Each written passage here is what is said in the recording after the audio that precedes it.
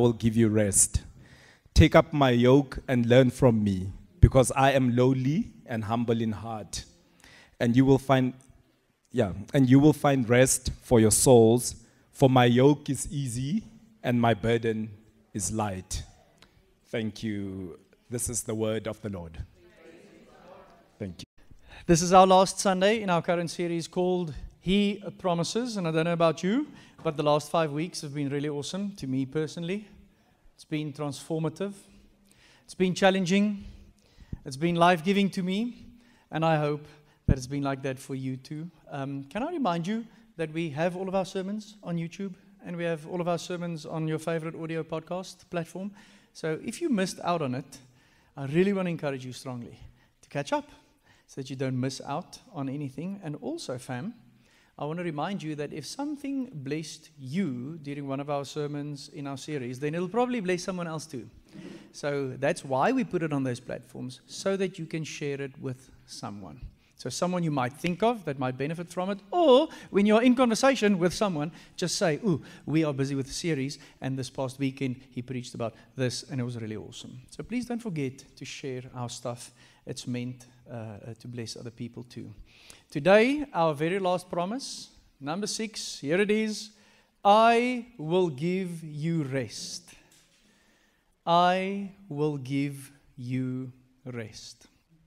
Now hang on. We had a sermon about peace. We had a sermon about worry. And now we have another sermon about stuff that happens in our hearts and in our heads and in our bodies. Why? Why would Jesus make yet another promise that speaks into the human experience? Well, the answer is easy. And that is that we often feel anxious. And we often feel overwhelmed. That's a given. Just ask anyone, how are you doing? And they'll probably answer you with, I'm really busy at the moment. Or, I'm really tired. Anybody? You guys feeling it? Yeah. South Africa is an interesting place. I don't know if you guys know this, but in South Africa, we actually have, statistically researched and proven, something called seasonal depression. And we also have something called seasonal spikes in suicide attempts. And we are headed into that season of the year now. So deep winter and beginning of spring, you have a spike in people in this country saying, I cannot go on like this anymore. Now, being tired and being busy is sometimes a confusing experience. It doesn't matter how hard you work, it seems like there's always something more to do. Are you guys with me? It doesn't matter how fast you go, it doesn't matter how hard you press, it seems like the work never ever stops or never ever actually gets done. You run faster, you push harder, you try to be more productive, you try to be more frugal with your time, you try to be a better steward with your time, but it just doesn't feel like you're making any progress. I have a confession to make. I watch fail videos. And when I watch fail videos, I laugh at fail videos.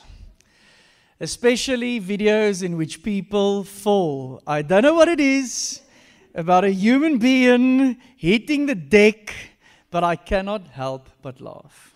Now, in that genre of videos, there's something called treadmill fails. Have you guys seen those? People running on a treadmill, something goes horribly wrong, and it comes down spectacularly.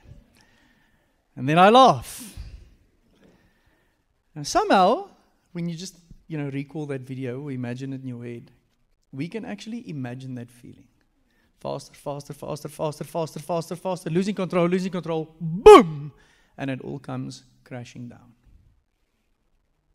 That's what you feel like when things feel too much. That could be described as exhausted. That could be described as on the edge. That could be described as anxious. That could be described as discouraged. You guys know the feeling? I just can't seem to win. I try my best, I play my hardest, but somehow I just cannot win. Here's what I've discovered. We live in that space, and then we think we are tired, and we think that we are just physically tired. I would like to submit to you that that's actually not the truth, because if you think about it, if you are physically tired, you should feel better after you've slept. If you're physically tired, the remedy is take a break or take a nap. Take a vacation, and you'll come back refreshed. But even though we do all of these things, we sometimes have that feeling that we are still struggling. It's because you're not tired. You're something more than tired. You are something that could be described as depleted, empty. You guys know when this bad boy's battery is on 1%, you know you're on borrowed time. One more WhatsApp, one more email, it dies. And then you can do nothing. Then it's depleted. And even if you hit the charger, it doesn't come on immediately. It needs time to do what? It needs time to fill up again. So if you're tired, you can rest. But if you're depleted, you need to be refilled. So why do we feel this way? Let me put it to you like this. I think it's because not just your body needs rest. I think your soul needs rest. And I have good news for you today. Jesus made a promise. Jesus said, if you are overwhelmed, if you are exhausted, if you feel on the edge, if you feel burnt out, I've got a promise for you. And that promise is, I will give you rest, and I'll give you rest for your soul. Exactly what you need when you feel like what I just described. Okay, so let's look at the teaching text. I think this is my first sermon in Fellowship City over the course of 4 years where I have only one portion of scripture for my whole sermon. Unbelievable. It struck me after I prepped my sermon. I went, am I going to spend 45 minutes on 3 verses? Yes, I am. Okay, so here we go. Check. I will give you rest. That's the promise. What kind of rest are we talking about? Verse 29, rest for your souls. And who is this for? Look at the words in, look at the highlighted word in 28. For all people. Come to me, all. That means you. And me. It means you, no matter what you've done. It means you, even if you've drifted from Him. As I was prepping my sermon this week, do you guys know what I realized? In South Africa, the problem isn't people walking away from the faith. The problem is people drifting away from the faith. Are you with me? People would still call themselves Christians, but slowly they drift. And their passion for God starts getting cold. And then one day they just find themselves in the clear waters, when the far out seas, drifting. This counts for you because God is not mad at you. Tasted in your mouth is love for you. God is not disappointed by you. God loves you. And He's got His arms open wide and He says, come. Who? Let's look at the next slide here. All of you who are weary. Are you weary? Because if you are, He's inviting you to come to Him. Now look at the highlights, fam. Jesus is not offering you 5 steps. He's not offering you the break of your dreams. He's not offering you a life hack. He's offering you a relationship. Do you see that? That's very important. In the world of 45-second TikToks and influencers pretending as if they've nailed life, Jesus says, I offer you a relationship. It's me. Now, if you are weary, come to me. Fascinating word. You guys know that the New Testament is written in Greek? So us Bible nerds, when we prepare a sermon, you also have to read the Greek to see what the Greek says. Now, that word, weary, in Greek is a fascinating word. Here's what it means. Exhaustion from intense labor or trouble. Emotionally and physically weary because you've been beaten. That's the word. You guys know if you do something that is intense labor or intense trouble, it isn't only your body that suffers. You get emotionally tired. That is being weary. Can you relate?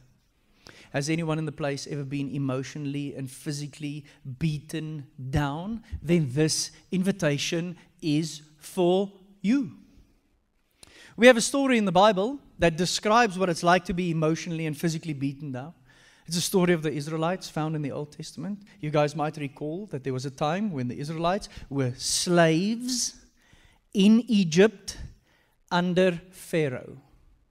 Slaves, things, not human beings, meant to produce work tools. Can you imagine what it would be like if you are seen not as a human, but as a working tool meant to be productive?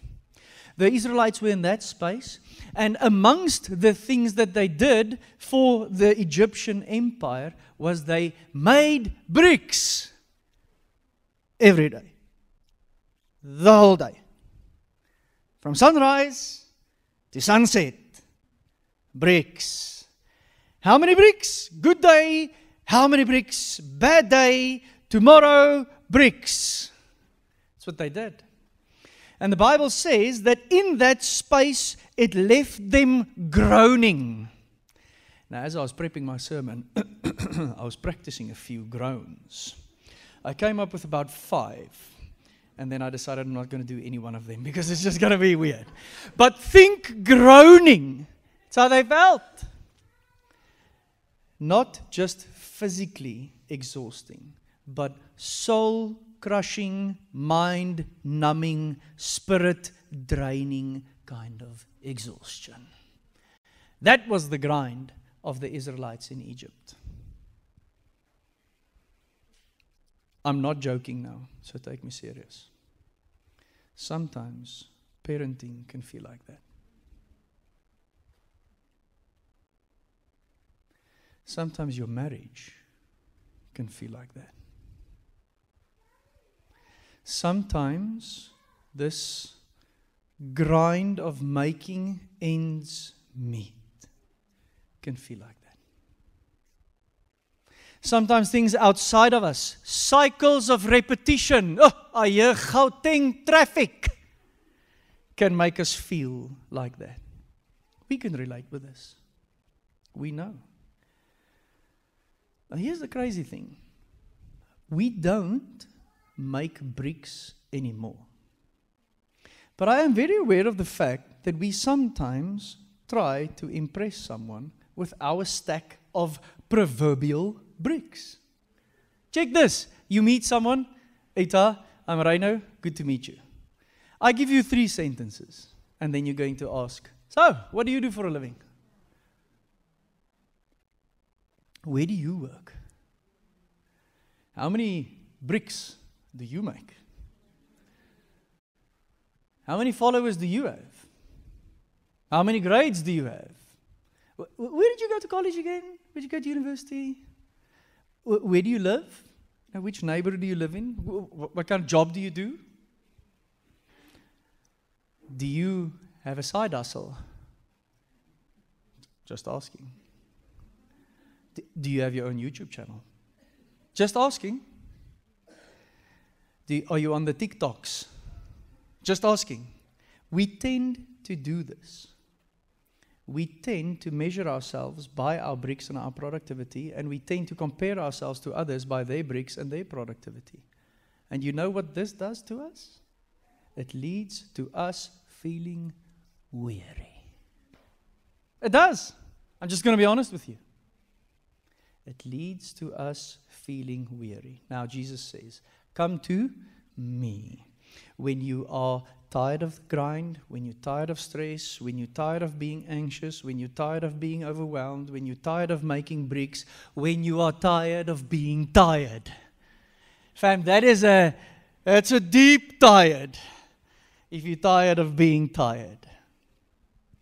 Jesus says, come to me, because I think the mistake we make is to think that we should be able to handle all of this, but we simply can't. Here's our problem. When we do this, we're not just physically sinking, but our souls are shrinking. And that's a problem.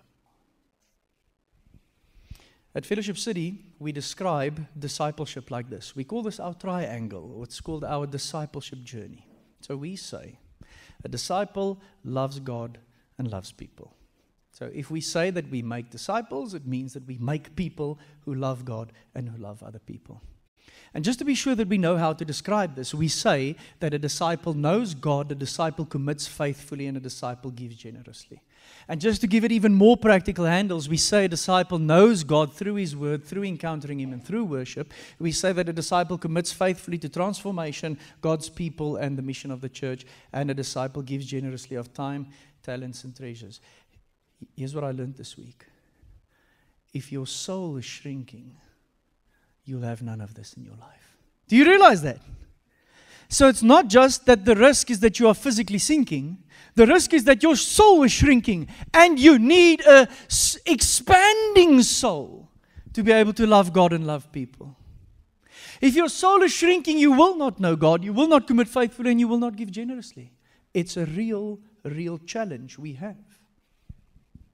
None of this transformation that you see on the slide is possible with a shrinking soul.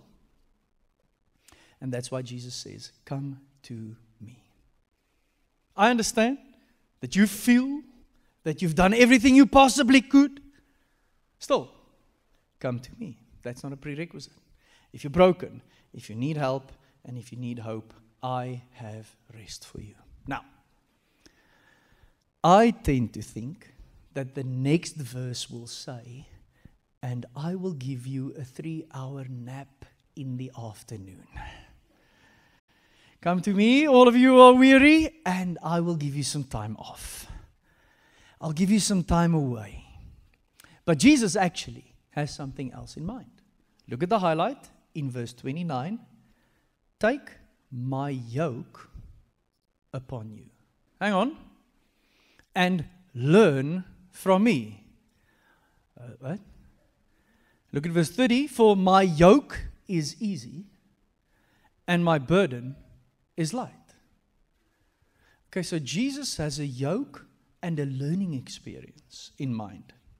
Now, fam, a yoke is not the squishy center in a South African Easter egg. Here's a yoke. Let me show it to you. It's a working tool. It's a wooden cross piece that gets fastened around the necks of 2 animals, mostly oxen, and then they are attached to a plow or a cart. A yoke is a working tool. So Jesus says, come to me, and I'll put a weight on your neck. Fascinating, isn't it?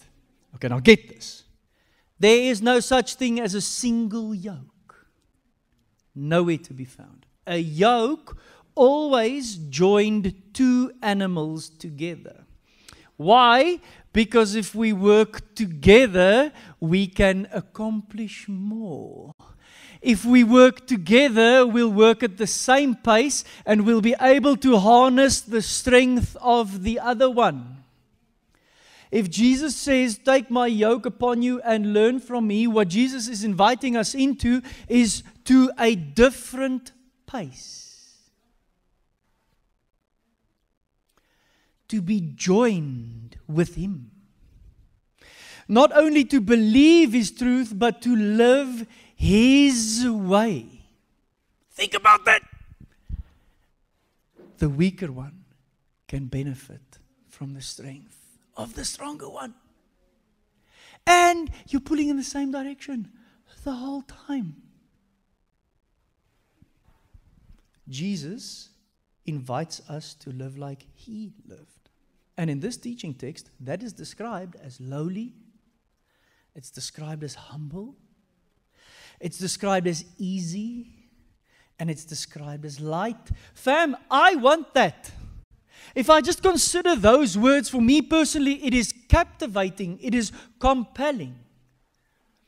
You will not find Jesus running. Never. You will not find Jesus in a hurry. Lots of people always wanting His attention. And Jesus always reacting with, how can I love you? Think about that scene in Mark 5. Jesus comes back from across the Sea of Galilee. Jairus' daughter is really, really sick. Jesus came from an unclean place. Jairus takes a risk by telling Jesus, please come and heal my daughter. Jesus is on his way. He gets stopped by a woman suffering from bleeding for 12 years. And he stops. And he heals her. And when news comes from Jairus' house that his daughter died, Jesus doesn't run. As a matter of fact, he says, keep calm, I'm coming. And then he raises her from the dead. Have you guys ever seen that Nicodemus chats to Jesus in the dead of the night? Jesus was in bed, fam. And Nicodemus goes, knock, knock. Can we have a word? And Jesus goes, yeah, sure. What's up? And they have a life-changing conversation recorded in John chapter 3. Real talk. On Friday, Lerato and I were in Makro. Shopping stuff for kids club. From the fresh produce section, my eye was on the checkout. 2 people selling Makro credit cards coming at me, and I'm coming at them with a full trolley. So I go curtly Arendse to the left, Cheslin Colby to the right, and the lady follows me, and she goes, good afternoon, sir. Any chance that I could tell you of the Makro credit card?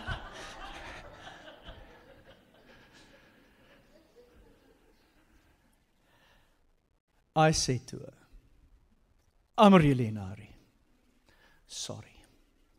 And I left Lerato 35 meters behind. Because she was just like, I'm not going to do this middle-class white man walk of yours. I'm just going to chill.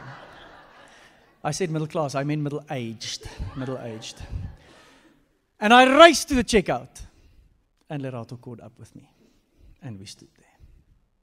And I was prepping this sermon, you know. And I thought to myself, I just don't have this. But I really need this. And I really want this. Why on earth did I run past that lady? Because I was in a hurry. For what? To go and wait in the checkout aisle and see all the salted peanuts and raisins that I want. Maar why?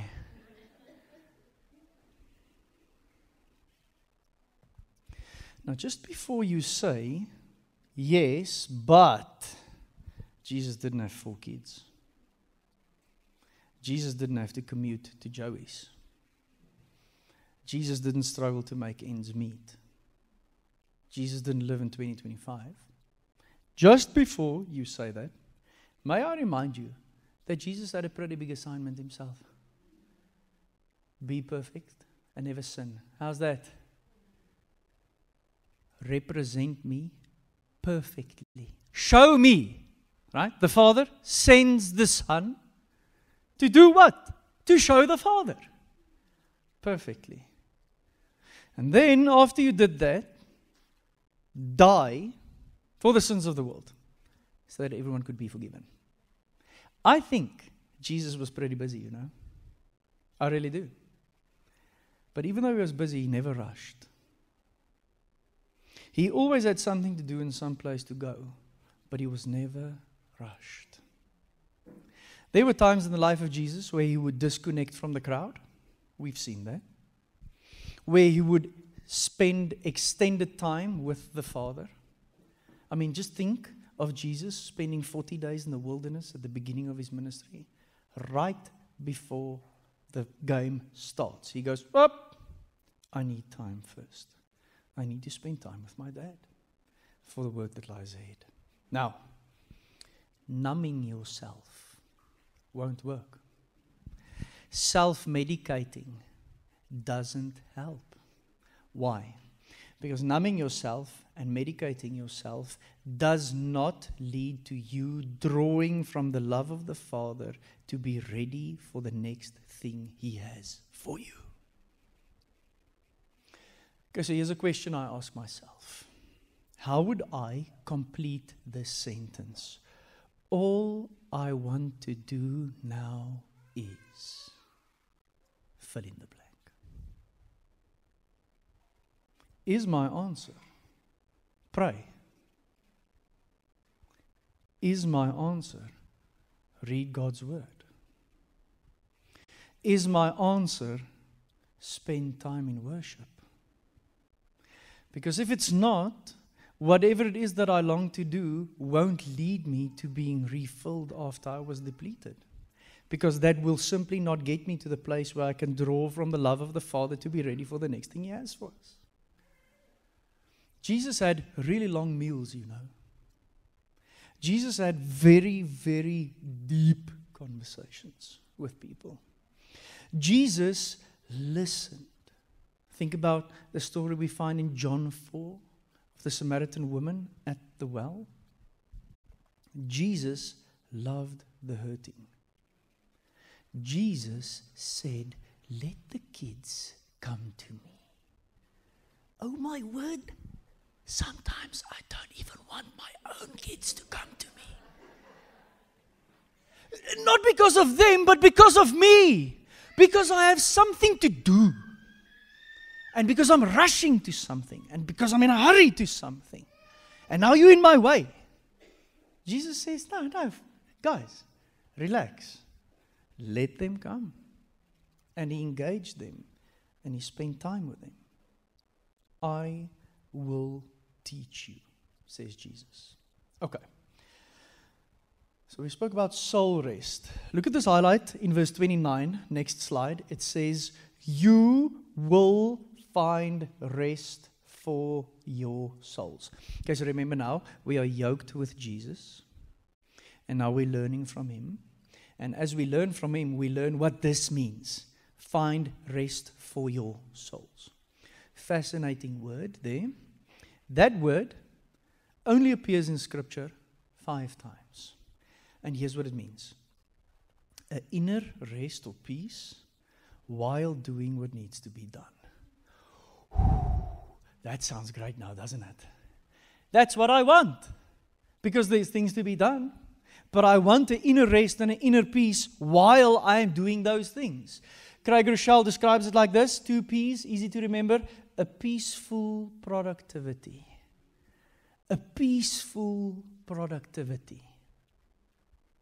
It's not rest from work. It's rest in work. You guys with me? So how do we rest in work? We rest in work by not working on our own, but working with Jesus. Remember the sequence? Come to me first, and then we'll go at my pace, and then I'll give you my power. Now we're talking, and now you are working with me. Because fam, being a follower of Jesus keeps you busy. We have stuff to do, you know. We have a mission to accomplish. We've been sent. We've been called. We've been planted here for a purpose. We have a vision that we chase. There's constant work for a follower of Jesus. But check, a follower of Jesus' time is not me time, but it's He time. Remember, because everything we have and everything that's been given to us has been surrendered to Him.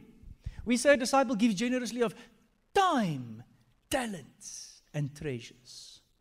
So, He has something to say about our time.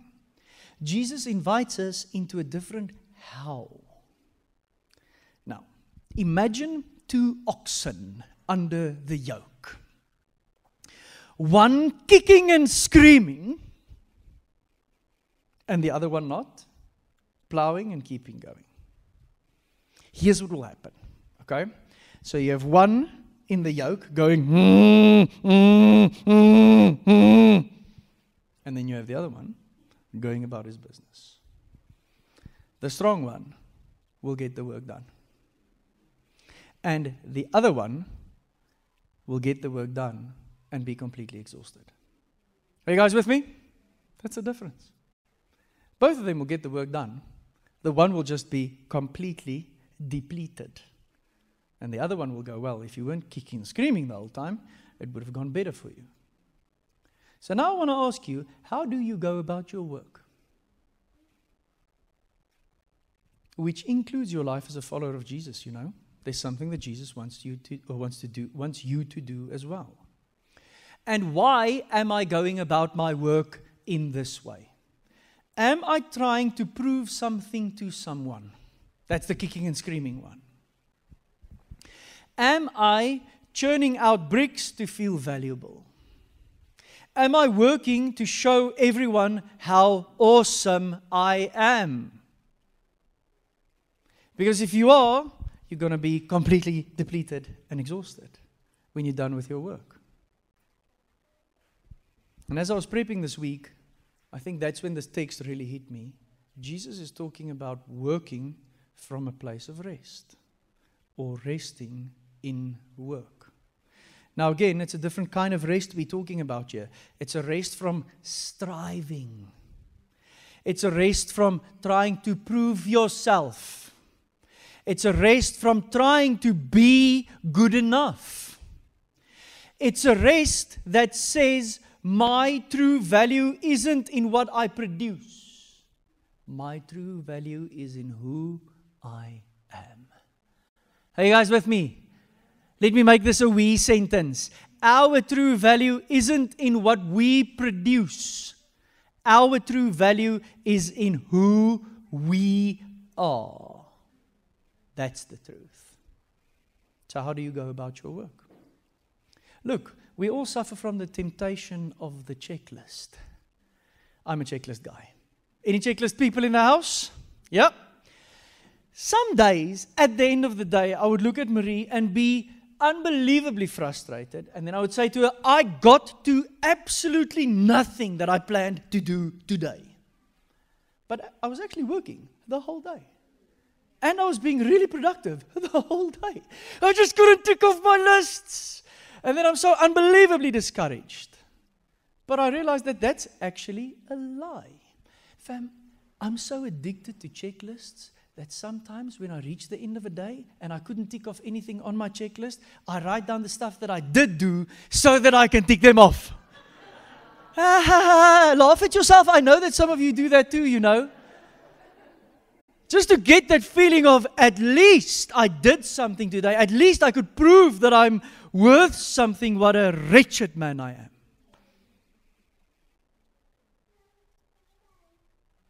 Oftentimes, the only rest we really know is work, a little bit of rest. Work, a little bit of rest. No consistency in that kind of rest. I remember a conversation with a farmer once in the the eastern part of the Western Cape, which could be called the Southern Cape. And he said to me, you know what? You guys from Gauteng, you frustrate us. He says, because you work for 49 weeks in the year, and then you all come down here and believe that in 3 weeks, you'll unwind enough from all the work that you did for 49 weeks. And then you are here, you're anxious, you're aggressive, you're stressed, and you kill the whole party in this place. We can't wait for you guys to go back. And I stood there going, GP number plate, GP number plate, GP number plate, GP. And I just said, sorry. And he said, you guys are really stupid. You can't live like that. But you believe that you can. And I took it from him, you know. I took it from him. Jesus isn't talking about working like this. Jesus is talking about resting for work and resting in work. Now, resting for work and resting as a preparation for work, that's another sermon for another day. What Jesus is talking about here is a rest that could be described as a ceasing from striving and grinding. a security in His love and our identity while we go about the things He has for us at His pace with His power. Then you will find rest for your souls. I'm so scared that you missed this. I'm going to read this again. Jesus is talking about a rest, a ceasing from striving and grinding. He's talking about a security in His love and our identity while we go about the things He has for us at His pace with His power. Then you will find rest for your souls. What is rest? Rest could be described as whatever refocuses you on the grace, the goodness, and the glory of God. 3 G's. Whatever refocuses you on the grace, the goodness, and the glory of God. That's rest. And what Jesus is inviting us into here is a life of learning this. He's inviting us into a beautiful adventure. He's inviting us into an experience that while we read the Bible, while we pray, while we worship, while we enjoy the beauty of God's creation, while we do hobbies like running, while we do things like dishes and laundry, in all of those things we experience this rest that He talks about. We experience a refocusing on His grace and on His goodness and on His glory, and we experience a security in His love and in our identity as we go about these things. I just showed you the triangle. The goal of our discipleship journey is to love God and to love people, and for that you are going to need this kind of rest. So what is it for you? How do you rest in work? Whatever it is that might focus you on the goodness of God. I just mentioned a few things. Marie always says to me, dude, I don't want you to do the dishes tonight. And then I go, well, why would you not want your husband to wash the dishes for you? And then she would say, because you take so long. But it's because it's a rest in work exercise for me. Because fam, if your hands are wet, there's no scrolling, there's no mails, there's no WhatsApp messages. Mostly for me, it's just a podcast of someone preaching the good news to me. What could be better? Folding laundry. Sometimes I would say to the kids, no, I don't want help. Get out. Today I want to do this all myself. And I know I'm a sinful human being, but it's because in the fold, it's actually quiet. And I can rest in that work. True story. Maybe for you it's meals with people. Maybe it's walks. Maybe it's listening to worship music. Maybe it's getting your fingers dirty and doing some gardening. Maybe it's painting. Maybe it's your D group. Whatever it is that will rest you in that will let you rest in His love, in His forgiveness, in His promises to you, in His faithfulness to you, in His power, and in His perfect nature, whatever that is where you will rest in work. And Jesus says, if you come to me and you do it at my pace and you do it with my power, that's when you'll find this rest. So you can rest in these things as we go about our work. So who's tired of the grind? Who's tired of being stressed? Who's tired of being miserable? Who's tired of being tired? The invitation for you is simple. Jesus says, come to me and I will give you rest for your souls. Don't miss it. He promises to give it. He doesn't say that you can come and earn it. He doesn't say that you can come and buy it. He doesn't say that I'll give it to you if you deserve it. He says you will receive it. So if you're a Christian and you hear this invitation, come to me, then coming back to Jesus means remembering the good news. We celebrated it in communion this morning. Remembering that Jesus suffered as a substitute for your salvation. So that we can be in relationship with Him. So that we can experience this and live in this truth. If you are a believer, if you are a follower of Jesus, then you need to remember this. And then you come. If you're not a follower of Jesus, coming to Jesus means hearing that Jesus suffered as a substitute for your salvation.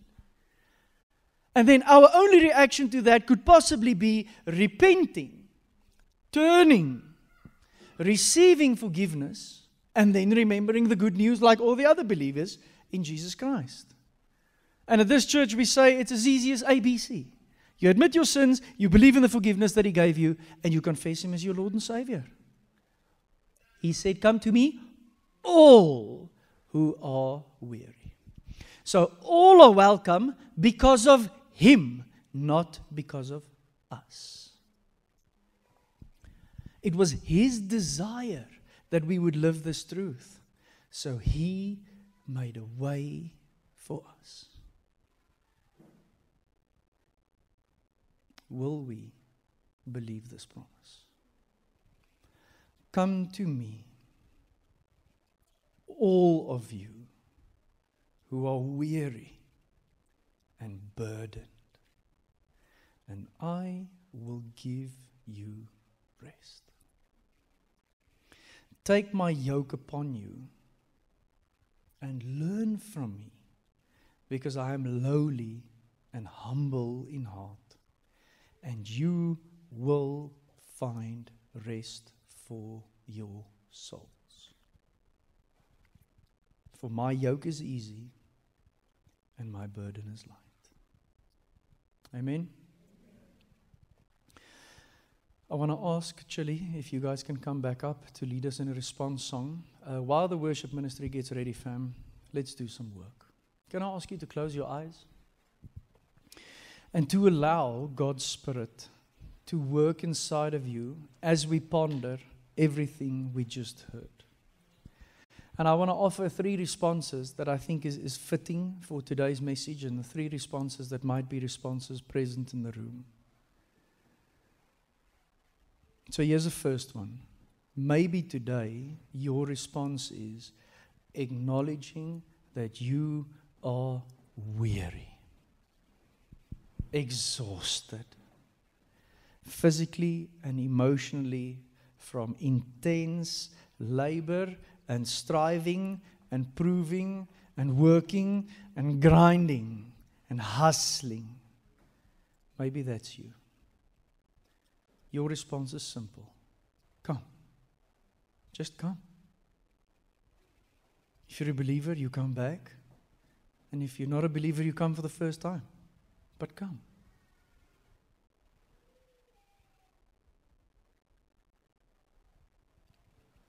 Maybe today your response is,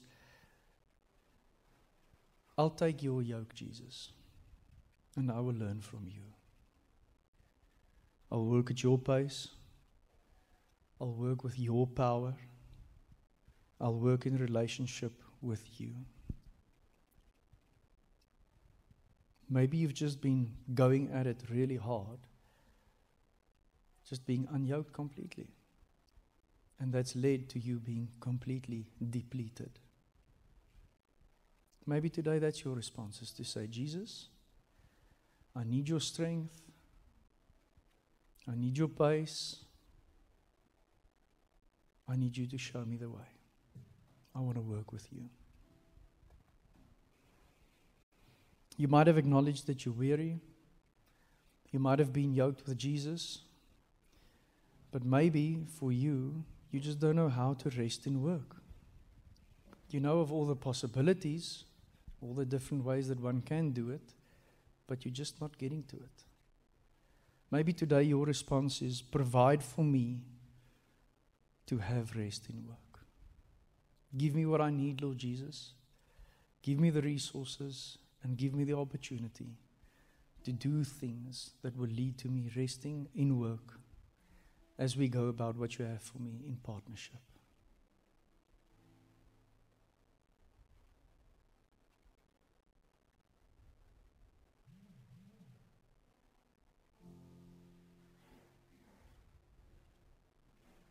If you resonated with any of these 3, I want to pray for you this morning.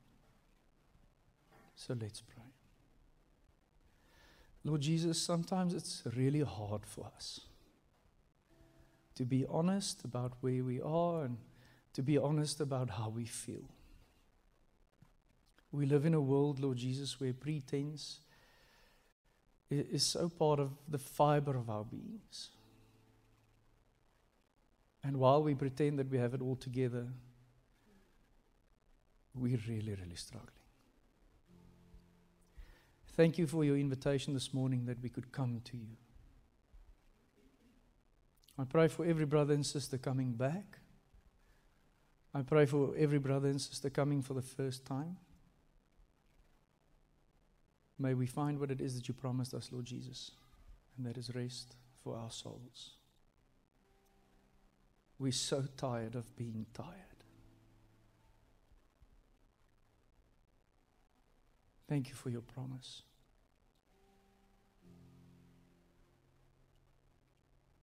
And then, Lord Jesus, I pray for all of us who think that it's all up to us.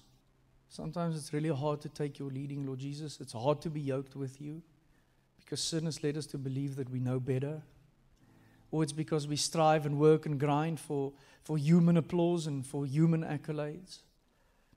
And we forget that our value is not in the things we produce, but our value is in who you've made us to be. So if we choose today to be yoked with you, give us that learning experience of what it's like to move at your pace and in your power. And then, Lord Jesus, I ask that you would help us as a church community to rest better. We really, really, really struggle with distraction. We struggle with busyness. We struggle with idolatry. We struggle with striving, and we struggle with struggle. Please help us through your Holy Spirit to see opportunities for rest, to take those opportunities, and to do the things that will bring us back to your goodness and your grace. Thank you that we can trust you with this. We allow your Holy Spirit to show us the way. We praise you for your promises, Lord Jesus, and we pray it in your name. Amen.